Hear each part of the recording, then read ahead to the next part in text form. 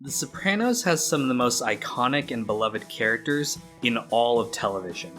Characters we love to follow and who draw us into every scene they're in. It also has some of the most hated and reviled characters as well. Characters like Jackie Jr., Janice, and most of all, AJ Soprano. AJ serves as a punching bag for most of the community. People love to mock him for being spoiled, weak, and the absolute opposite of his powerful and respected father. Mommy? Mommy! However, are we missing something? Is there more to this character than meets the eye? And is it possible that father and son are more alike than we think? Let's take a look at the parallels between Tony and Tony. That is AJ's name, after all. I'm supposed to get a vasectomy when this is my male heir? Look at him. Tony, come back here and apologize! Anthony Soprano Jr. is the youngest child of Tony and Carmela. Unlike his overachieving sister Meadow, AJ isn't particularly motivated.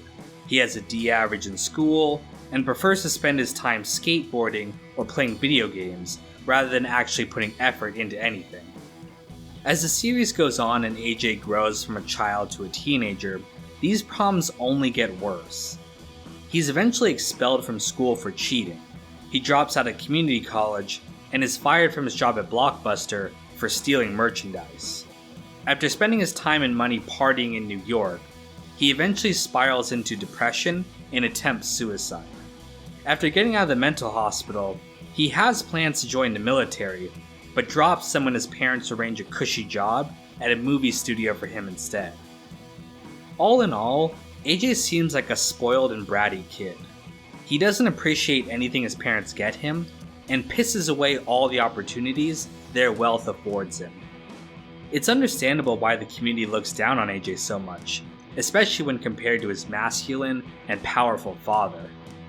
However, what I think most people miss is how alike Tony and AJ really are. Tony even comes out and says this directly. And you and me, we react without thinking. That's why I get mad at you. You know, I see myself in you. Tony and AJ are very similar when it comes to their troublemaking. Olivia said she was always being called to the principal's office when Tony was in school, just like how AJ gets in trouble with his. And when AJ is being considered for ADHD, Carmela notices that many of his supposed symptoms are things that Tony has as well. Like father, like son, right? However, it goes beyond just their behavior. They both deal with emotional problems as well. We learned in the series that the panic attacks and depression that Tony suffers from are hereditary. His father and even more distant relatives suffered from them as well. Just like your father. What is? Had the same thing. My old man had anxiety attacks? Well, in those days, we called it a condition. You know, it comes down to the ages. Because I remember hearing about my great-great-great-grandfather. He drove a mule cutter for Mountain Road. He was transporting these valuable jugs of olive oil. Probably was a panic attack. And later, in Season 3, we see that AJ suffers from panic attacks as well. These attacks keep AJ from going to military school, which Tony hoped would straighten him out. As AJ's depression grows to the point of suicidal thoughts, Tony believes his genes are responsible for how his son turned out. It's in his blood, this miserable fucking existence.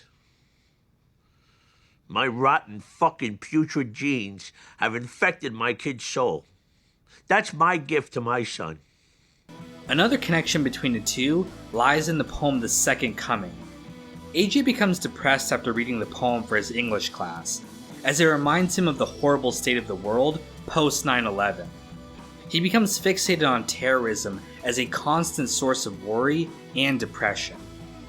Not only is Tony also obsessed with terrorism and homeland security when he's depressed, Melfi actually uses a line from the poem to describe how Tony feels about the world. The center cannot hold. The falcon cannot hear the falconer. What the fuck are you talking about? Knowing that AJ suffers from the Soprano curse, it's interesting to look back on his earlier behavior. I wonder how much of his lack of interest in school is just him being lazy, and how much of it is him being depressed. After all, Tony himself found it hard to function when he was going through his bouts of depression. It's an illness. And it's fucking hereditary. Thank you, I know. I am intimately acquainted with the Soprano curse. Your father, your uncle, your great-grandfather who drove the donkey cart off the road in Avellino, all of it. In fact, Tony and AJ's depression is so similar, they share the exact same line of dialogue when it comes to how they feel about the world. I know it's fucking ridiculous, but I feel like the Reverend Rodney King Jr., you know? Why can't we all just get along? I mean, why can't we all just get along? If that's not the writer screaming at us to see Tony and AJ as the same, I don't know what is. But if Tony and AJ are so alike, why do they seem like polar opposites? After all, Tony is able to climb to the top of the mafia world, while AJ can't make it through school. Tony has women crawling all over him, while AJ cries in bed when a girl breaks up with him. Tony is everything we want to be. AJ is everything we fear that we are.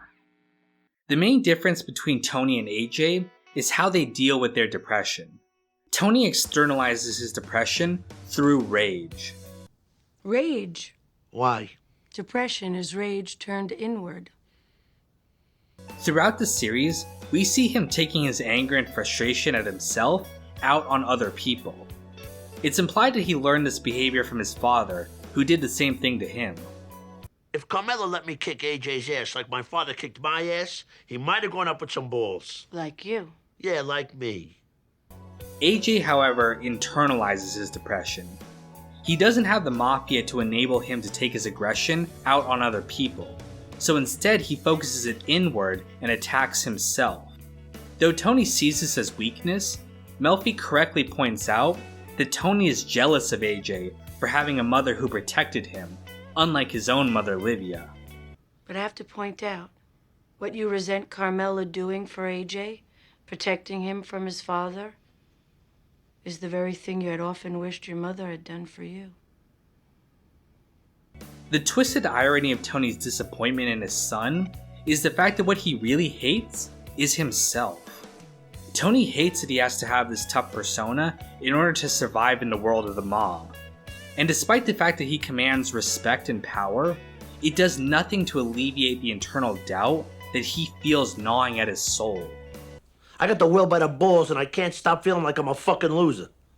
And, if you want yet another example of parallels, Tony describes AJ in the exact same way. He's got the will by the balls. Every fucking advantage. And he hits one little pothole, he goes in hysterics. Yeah, I know. Now, Tony says that AJ grew up with every advantage and has no reason to be depressed. However, AJ's childhood was far from perfect, and in reality, his upbringing might actually be the cause of his depression. In the Season 2 episode Full Leather Jacket, AJ announces he wants to go to Harvard or West Point. However, Tony immediately shoots him down. I want to go to Harvard or West Point. Well, you may get to see them on television, but that's about it. Later, in Season 3, Tony reminds him of his desire to go to these schools, but AJ denies having ever said it. West Point. West Point? Yeah, that's what you said. No, I didn't. Yeah, you did. You were sitting right there. You said either Harvard or West Point. No way I'd ever have said that. I could never get in. At this point, AJ no longer believes that he is capable of making it in school, and a large part of that is due to his parents' hypocrisy.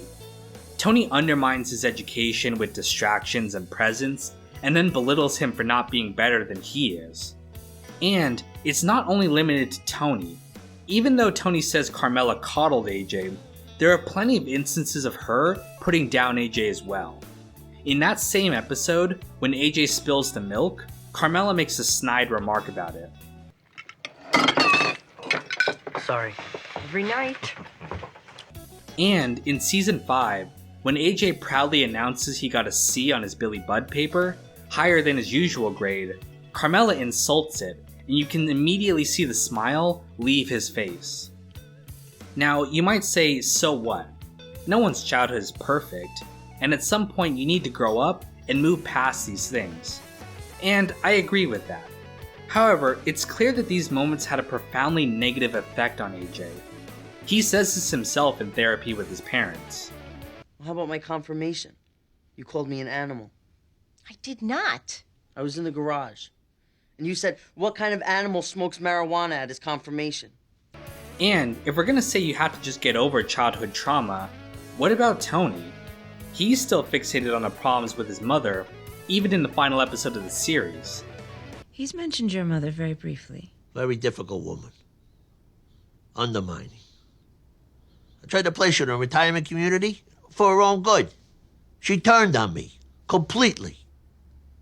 And speaking of Livia, another parallel is that while Tony and AJ both suffer from a genetic predisposition to depression, it's aggravated by their relationship with Livia. Livia is a constant cause of Tony's panic attacks, and later, AJ cites his conversation with Livia in Green Grove as the beginning of his decline. You mean alone? It's all a big nothing. What makes you think you're so special? One of the themes of the show is the idea that toxicity is a black hole. It swallows everything around it, and brings down not only the people who are toxic, but those around them as well.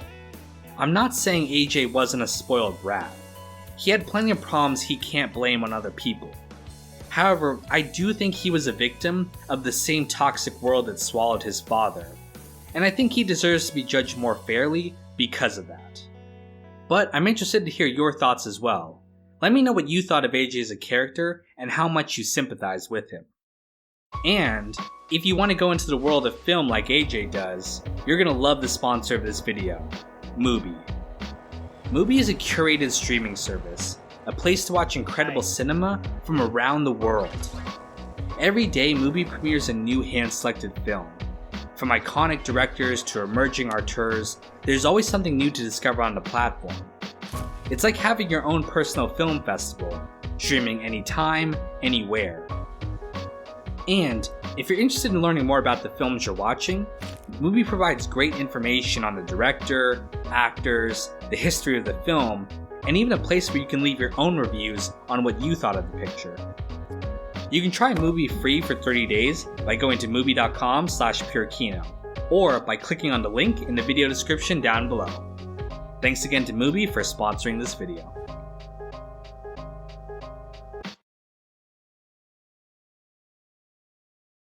So what, no fucking Kino now? Tommy Smith, Abdallah Alamari, Russell, Sean, Graham, Heart of Markness, Broccoli, Placenta Wand, Logan, Clean, John Reyna, Jesse Sterling, Andrew Stewart, Obstacle Racing Media, Daz J. Kit, Conan Higgins, Irish Nachos, Shiroz, Greg Penna, Stephen Lillard, Rex Lee, Sam Cedarlin, Sandy Wren, and Don Lucania.